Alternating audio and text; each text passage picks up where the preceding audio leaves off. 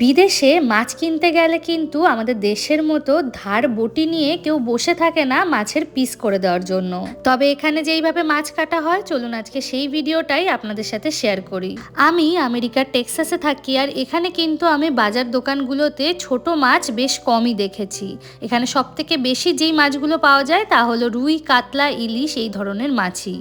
এবারে এই বড় মাছগুলো বাড়িতে এসে কাটা তো পসিবল না, সেই কারণে এগুলো কিন্তু আমাদের দোকান থেকেই কাটিয়ে নিয়ে আসতে হয়। এই দেখুন, আজকে এখানে একটা 2.5-3 কেজির প্রায় রুই মাছ নিয়েছি আমরা, সেইটাই কিভাবে পিস করে দিচ্ছে মেশিনের সাহায্যে।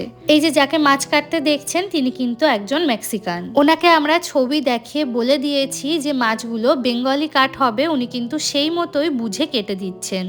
এত বড় একটা মাছ দেখুন কেমন নিমেষের মধ্যেই কাটা হয়ে গেল। এখন আবার ধরেছে ইলিশ মাছটা।